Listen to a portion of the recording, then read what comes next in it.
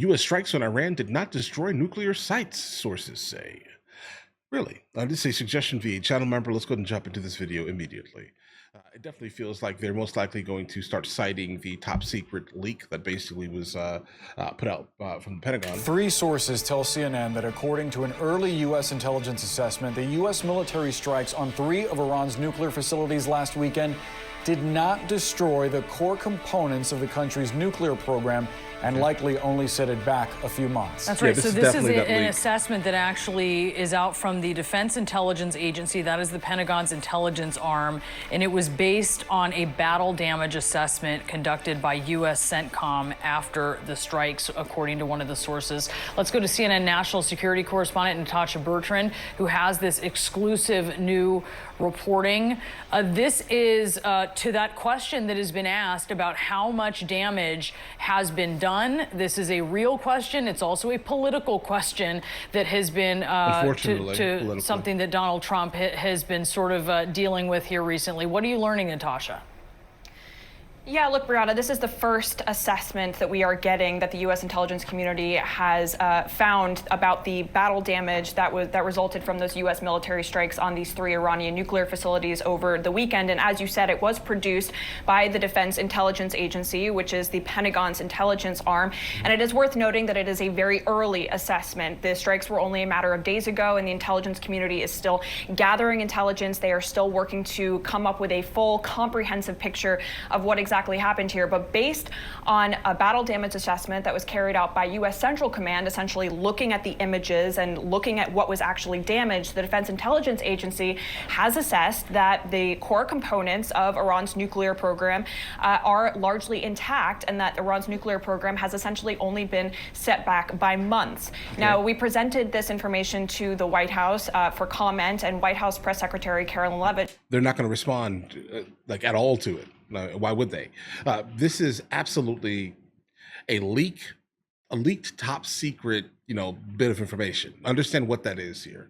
Why exactly would the White House kind of respond in any serious way to a top secret document? She did acknowledge the existence of this assessment, but she said in a statement that the administration disagrees with it. She said, quote, "This alleged assessment is flat out wrong and was classified as top secret, but was still leaked to CNN by an anonymous low-level loser in the intelligence community. The leaking of this alleged assessment is a clear attempt to demean President Trump and discredit the brave fighter pilots who conducted a perfectly executed mission to obliterate Iran's nuclear program. Everyone knows what happens when you drop 14 30,000-pound bombs perfectly on their targets. Total obliteration." Now, I'm gonna be honest. I definitely see how she could feel that. Because guys, if this woman here is basically admitting that this is just an early assessment, yeah, it's been leaked someone leaked it, right? Absolutely, it's been leaked, but if she's admitting that it's an early assessment, then how can we even take that serious completely, right? Now, it is worth noting here that there has been it was leaked dissent, to CNN. I should say, within here. the intelligence community, within the defense community, about just how much of an impact these massive bunker buster bombs would actually have on Iran's nuclear facilities. It was far from certain, given that these bombs had never been tested in an actual combat scenario, whether they would actually penetrate those very, very deep underground tunnels that lie underneath these nuclear facilities. And what we are told is that as of now, this Defense Intelligence Agency assessment, it does conclude at this point, again, it is still very early, that those underground facilities, including the centrifuges, including the highly enriched uranium that everyone has been talking so much about, those are largely intact. Now, of course, this does stand at odds with what President Donald Trump and Secretary of Defense Pete Hegseth have been saying in recent days about the impact of these U.S. military strikes. Of course, President Trump said it was totally obliterated, and Secretary Hegseth did as well. And he actually also provided CNN with a statement. And he said that, quote, "Based on everything we have seen, and I've seen it all, our bombing campaign obliterated Iran's ability to create nuclear weapons. Our massive bombs hit exactly the right spot at each target and worked perfectly. The impact of those bombs is buried under a mountain of rubble in Iran. So anyone who says the bombs were not devastating is just trying to undermine the president and the successful mission." Now, Okay, guys. Again, that feels moderately adequate here, guys. But you can't say based on everything we've seen when there's documentation that's dictating that that is not the case. So there are definitely issues here, guys. Our sources did emphasize here that there was severe damage that was done largely to the above-ground structures at these nuclear sites, and so there was damage done, of course, by these massive bombs. Yeah, but the you can core see components of the nuclear program, we are told, they are largely intact, and it only set the program back by a matter of months. Boris, Brianna. Natasha Bertrand, please stand by. Let's go now live to CNN anchor and chief White House correspondent Caitlin Collins, who's traveling with President Trump as he attends a NATO summit from the Netherlands.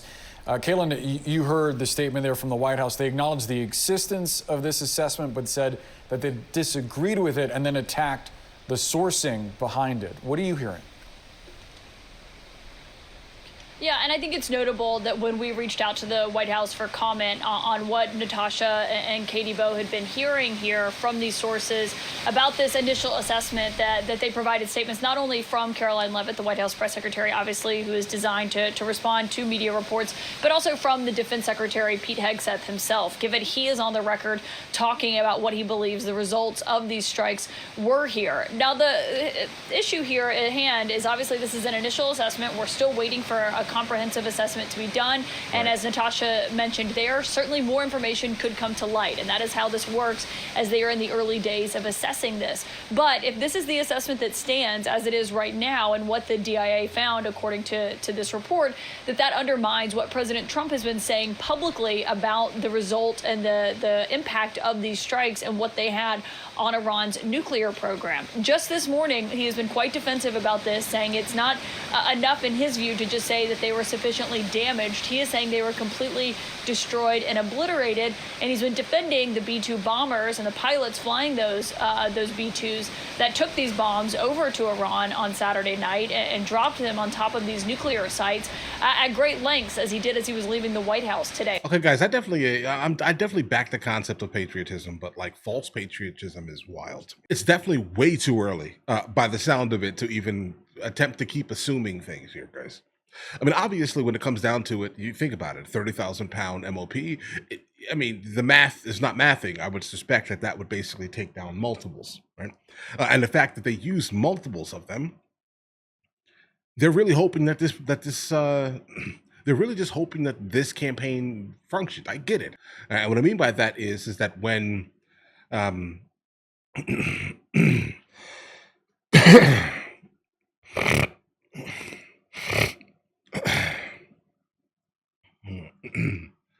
the last thing we need to turn into is Iran, okay? Because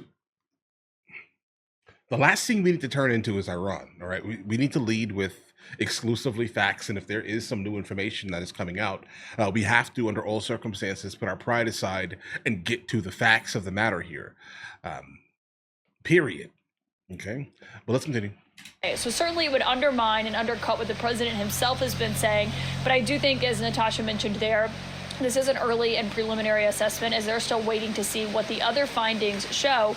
But this was the big question going into this. And I had actually asked President Trump this when we were on Air Force One last week, coming back from Canada, because the bombs that were used here, Boris and Brianna, had never been used in combat before. Yes, they'd been heavily tested, but they'd never actually been dropped on any site before.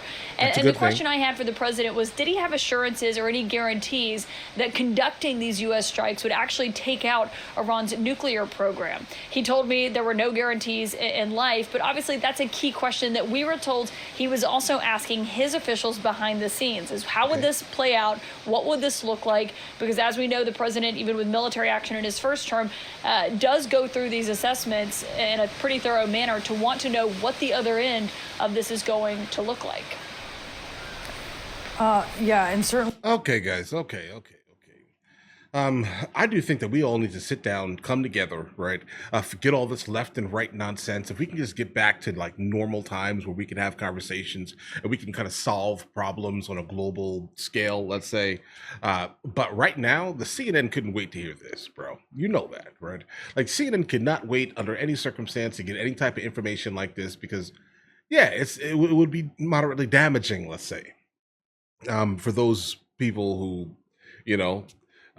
only care about that type of thing, I guess. I don't know, right? But the thing is, the reality of the scenario is that if it didn't happen the way it happened, we definitely need to figure out what the next course of action is. Like, I would absolutely rather not have the leader of our nation specifically saying things, knowing that there's information that's coming out that kind of goes against it. I don't think that's conducive to the masses here, right? We just need to focus on the United States of America and not people's feelings and ideologies and echo chambers, guys. We need to find out what is going on immediately, okay? But all right, listen, guys, let me know in the comments what you guys think. You guys all have an absolutely amazing day. Enjoy your day.